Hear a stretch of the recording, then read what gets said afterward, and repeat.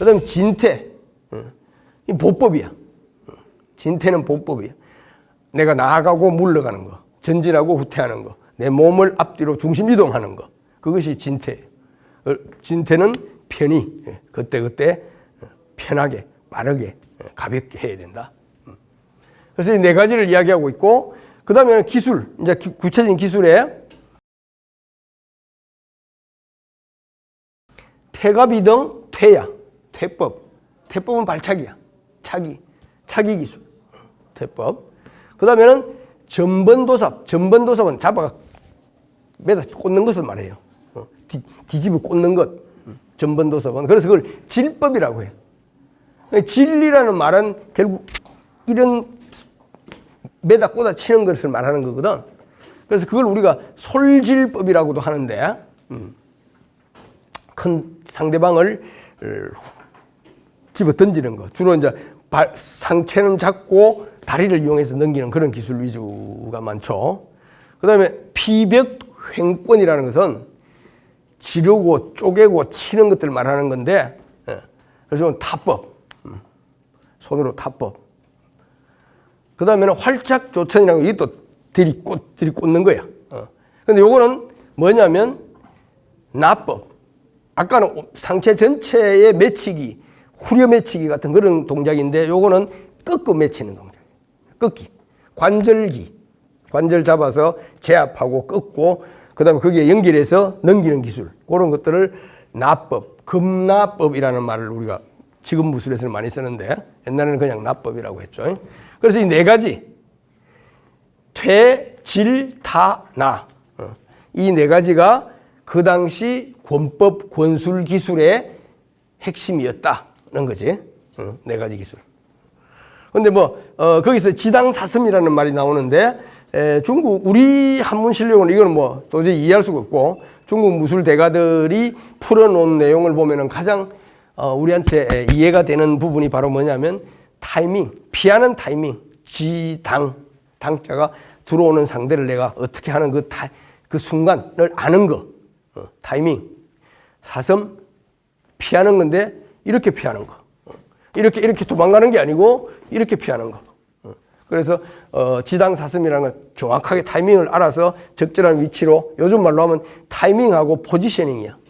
상대방이 들어오는데 내가 어떻게 위치에 딱 가 있고, 그 타이밍 정확하게 잡아서, 그 다음 바로 내가 반격이 들어가는 그런 것을 말하는 거예요.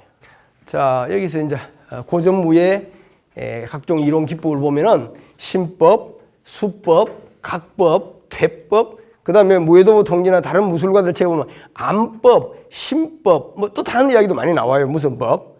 근데 대체적으로 중요한 게 대략 한 6가지 정도의 이 기술이 아닌가. 그러나 우리가 품새라는 혹은 무술이라는 것 속에 크게 보면 그 속에 녹아있는 것들이 신법과 수법과 각법과 퇴법, 안법, 신법 이런 것들이 다 녹아있다. 이런 정도로 보고 이것이 옛날 고전에도부터 벌써 이걸 다루기 시작했다 하는 정도로 생각을 하고, 이건 제일 좀 어려운 부분인데, 그냥 읽으면 정말 이거는 아무리 한문의 대가라도 무슨 말인지 몰라. 무술이라는 걸 생각하고 봐야 되는데, 권타부지. 무술의 타격 기술 때리는 것은 알 수가 없다. 그것은 마치 번개가 치는데 우리가 귀를 못 막잖아. 소리가 너무 빠르니까. 미처 못 막는단 말이지. 그것처럼 빨랐어. 그러니까 옛날 사람 운동 안 한 사람들, 아무것도 모르는 옛날 사람들이 무술 좀 행사에 와서 때려버리면 왜 맞았는지 모르고 맞는 거지. 지금은 우리가 다 스포츠를 하고 맨날 텔레비에 UFC 보고 월드 복싱 챔피언십 보고 모르는 게 없잖아. 요즘 사람들은 기본이 운동이 옛날은 무술 고수야. 운동 안 하는 사람도 옛날 수준을 보면 무술 고수야. 근데 옛날 사람들은 맨날 책만 읽고 아니면 그냥 막 일만 하지 어떤 조직적으로 움직임을 해본 적이 없잖아. 그런 사람한테 운동 좀 행사에 가서 딱 때려버리면 그냥 맞고, 와, 저 사람은 뭐 같다 그러고 조금만 점프해버리면 하늘을 날아다닌다 그러고 이렇게 보이는 거지. 예. 그래서 그런 이야기예요. 그런데 불초불가. 잘못 막으면 이 초가라는 것은 막는 뜻이에요. 중국말의 형태에 불초가인데 안 막으면 한 방에 끝나지만 법녀초가 막는 것을 잘못하면은 10번 연달아 맞는다 이런 뜻이에요. 그게 무슨 말이냐면 이거는 상대방이 들어오는 것을 내가 하나 둘 맞춰주기 시작하면 내가 일단 수세 위치에 가버리면 계속 말려서 10번을 맞아야 되지만 오는 것을 막지 않고 바로 받아쳐버리면 한 방에 끝날 수 있다. 뭐 이런 의미로 해석이 되는 것 같아요. 자, 요거 이제 오늘 조금 이야기할 텐데 이 기호신서에 보면 그 당시 이 척계광이라는 사람이 원래 산동 사람이에요. 산동이 중국에서 무술의 고장이야. 우리하고 서해안 마주보고 있는 곳이잖아. 무술이 제일 성행하고 군대에 가도 산동 사람들이 제일 많다고 이야기해요. 그만큼 이렇게 좀 무인적인 그런 곳인데, 근데 이 척계광이 주로 활동한 곳은 어디냐? 절강이야. 절강도 무술이 또 유명한데요. 그래서 자기가 평생 이렇게 돌아다니면서 본 것을 무술을 총정리를 한 거예요. 이런 종류의 무술들이 있다. 맨손 무술. 옛날에 이 무술례, 맨손 무술에 송태조 32세 장권, 그 다음에 육복권, 후권, 왁권 이런 것이 쭉 있는데 기술 이름이 좀 다르게 불려지지만 대동소이하다, 비슷하다라고 했어요. 그 다음에 옹가에 72행권 쭉 나오는데 이 옹가도 장권계로 보는 것 같아. 나중에 보면 다른 책들을 보면은 옹가 장권이라는 표현이 나와요. 그래서 옹가도 장권으로 보는 것 같고, 그 다음에 팔선병과 12단을 이 옹가 계통으로 보는 해설을 하는 학파가 있고 따로 보는 사람들이 있어요. 그 다음에 예홍파라하고 맨장단타는 다 단권계다. 그 다음에 네 가지를 따로 또 분류를 해놨어. 싼동에 이반천이라는 놈이 있는데 그 놈이 발차기의 고수야. 그래서 이반천의 발차기 무술 이 이야기예요. 그 다음에 요거는 응조왕이라는 게 별명 같은데 응이 뭐냐? 응조가 뭐예요? 매 발톱이잖아. 독수리나 매의 발톱 응조니까 납법, 금나는 이 발톱 낚아채서 잡는 거니까 그런 별명이 붙은 것 같아. 응조왕의 납법. 그 다음에는 천질장. 이거 아마 이 질자 이거 자체가 그 질법이니까 이런 별명을 쓰지 않느냐. 그 다음에 장백경의 타법. 이런 게 어떤 각 그 네 가지 기술 요소 중에서 뛰어난 그런 사람들을 하나씩 거론해 놓은 것 같아요. 그 당대에 소문난. 이 무편에 보면 또 무술에 대한 이 유파들을 설명을 하고 있어요. 그래서 굉장히 유사한데 무편에서는 조태조 장권이라고 해. 저기는 송태조 장권이라고 해. 어떤 관계예요? 조자하고 송자하고. 송은 나라 이름이고 조는 송나라를 세운 시조가 조씨잖아. 그러니까 조광윤이잖아. 그래서 이 조씨를 조태조라고 하는 거예요. 같은 거예요. 결국 같은 말. 그 다음에는 무편에서는 옹가장타라고 그래. 그리고 72행착이라고 하는데 똑같은 말이에요. 이행권이나 이 착, 저, 권 같이 쓰는 말이에요. 그 다음에 무편에서 산서유단타, 그 다음에 여홍단타는 아까 여홍파라, 장단타, 맨장단타 이렇게 서로 대응이 되면 이렇게 다시 정리해 보면은 파란 게 무편에 나오는 거니까 실제로 중복 다 같은 이야기고 좀 특이한 것은 무편에서 산서 지방에 유단타가 있다라는 게 하나 나왔고 그래서 그 크게 차이가 없어요. 지금 저기에서 나온 무술들이 대개 산동과 절강 지방의 무술이야. 두 가지 이유를 여기서 우리가 생각해 볼 수 있는데 정말 중국에 저 당시에 저 무술밖에 없을까라는 의문을 붙여봤을 때 하나는 이 당순지 선생도 그렇고 척계광 장군도 그렇고 주 활동 무대가 산동과 절강이야.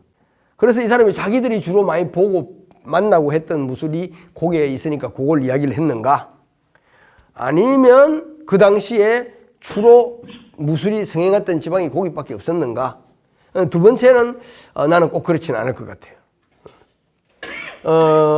그래서 자기들이 주로 많이만 그 군대 구성원, 절강병의 구성원이라든지 이런 것들의 한계하고 관련이 있지 않느냐. 자, 그래서 기호신서의 내용은 마지막으로 이 겸이섭지라는 게 나오는데 어떤 무술이 각각 장단점은 있다. 그런데 어떤 무술은 위가 있고 아래는 없고, 우리가 무술을 배우다 보면 어떤 무술은 아래는 있는데 위가 없다. 그러니까 기술적으로 어떤 부분에 치우쳐 있다는 거지. 어떤 무술을 배우면 손기술은 많이 있는데 발차기는 없고, 어떤 무술은 발차기는 있는데 던지거나 꺾는 것은 없고. 그래서 우리가 어쨌든 한 가지만 잘해도 이길 수는 있지만 치우침이라는 것은 있다. 편우이루 치우침이 있다는 거죠. 그래서 각 문파의 권법을 아울러 익히면, 같이 익히면 이 겸이섭지야. 복싱도 좀 하고 태권도 좀 하고 유도도 좀 하고 오죽 좋겠어. 싸움하는 데는. 근데 사람이 그렇게 하면 죽지. 그걸 다 어떻게 해. 그래서 상산사진법, 뱀진법하고 같아서 상대가 머리를 공격하면 꼬리로 대응을 하고, 꼬리를 공격하면 머리로 대응하고, 몸통을 공격하면 머리와 꼬리가 같이 치고, 뭐 이렇게 하면 최강이 된다. 이런 이야기예요. 바로 권법이 이 근원이기 때문에 여기서 이런 각 세대에서 줄을 달아서 결을 만들고 거기에 보를 해서 후세들이 공부할 수 있게 했다. 라고 한 거예요. 그 기술을 얻었을지라도, 기술을 얻었다는 말은 내가 생각할 때는 품새를 배웠다는 뜻이야. 새 동작을 배웠다는 뜻이야. 동작을 배웠더라도 동작 배운 것만 가고 끝나지 않는다 이거지. 필시적, 즉 상대방하고 같이 시험을 해봐야 돼. 테스트를 해봐야 돼. 기록을 해봐야 된다는 거지. 실제 적용, 응용을 해봐야 된다는 거지. 그 이야기를 굉장히 강조하고 있어요. 그래서 기록을 할 때 이기거나 지는 것을 이상하게 생각하거나 부끄럽게 생각하지 말고 항상 왜 이겼고 왜 졌는지를 연구하라고 그래요. 그래서 그 연구를 오래 해야 된다. 그런 이야기. 그래서 이 이야기는 뭐냐면 우리가 세보나 그림이나 이 설명을 가지고 혹은 서성을 통해서 어떤 한 기술의 동작을 현각, 허이세를 배웠다고 끝나는 것이 아니다 이거지. 그거를 실제 해보고 어떨 때는 왜 되고 어떨 때는 왜 안 되고 어떨 때는 왜 이기고 어떨 때는 왜 내가 두드려 맞았는가 연구해보라는 겁니다. 그래서 이 부분이 군대 무술로서 권법을 이야기하는 척계광의 입장에서는 단순하게 품새만 하는 것은 아니다. 실전이나 기록의 중요성을 계속 강조하고 있는 것이라고 할 수 있겠죠. 그래서 적에게 겁을 집어먹는 것은, 적을 보고 겁을 내는 것은 아직 무예가 얕다. 무예 수련이 아직 멀었다는 거예요. 상대방이 보고 겁이 나거든 네가 아직 수련이 덜 된 줄 알아라 이런 소리예요. 싸움 잘하려면 반드시 기술이 정예로워야 된다. 정확해야 된다. 제대로 배워야 된다는 거예요. 그리고 옛날 사람이 무예가 높으면 간이 커진다. 그러니까 지금 쫄면 네가 아직 무예가 아직 제대로 안 됐다는 소리예요. 그래서 쓸데없는 거 믿지 말고 쓸데없는 거 믿지 말고 죽기 살기로 열심히 하라는 뜻이에요. 그래서 우리가 여기서 무예가 낮다, 무예가 정밀하다, 그 다음에 무예가 높다라는 세 가지 개념을 이야기를 하면서 겁을 내면은 무예가 낮은 거고, 무예를 배우는 데 있어서 중요한 그런 내용들을 척계광이 많은 이야기를 하고 있는데, 요 마지막에 보면은 내가 주산 공수에 있을 때를 이야기를 해.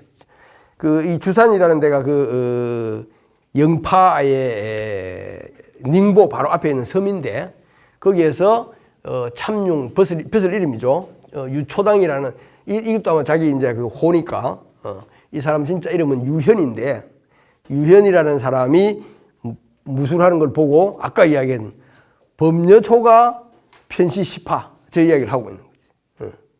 막을 때 잘못 막으면 10번을 당하게 된다는 이야기를 하는 거지. 그래서 이거는 자기가 보니까 권법 중에서 찌르고 맞고 치고 하는데 그 비결이 들어있는 것 같다라는 이를 이야기를 하고 있어요. 나중에 이제 나오지만 이 권법하고 맨손 무술하고 관계가 굉장히 깊습니다. 중국 무술에서는. 그래서 우리가 이 무술의 여러 가지 품새, 동작들이 이 권법과 창법에서 온 동작이 제일 많다. 이 유hen이라는 사람 자료를 찾아보면 아마 주에도 아마 그게 나올 건데 재미있는 게 임진왜란 때 우리나라에 온 명나라 총대장 중에 한 명이 유정이라는 총독 유정이라는 사람이 있어요. 그 유정의 아버지야. 근데 그 유정이라는 사람도 우리나라에 와서 뭐 유대동가 뭔가 하면서 몸소 무술을 시범을 막 하고 하는 그런 그 대가였던 것 같아요. 그래서 요 이야기로 기호신세는 이론을 마치고 있고 당순지의 무편을 가는데 조금 쉬었다 할까요? 네.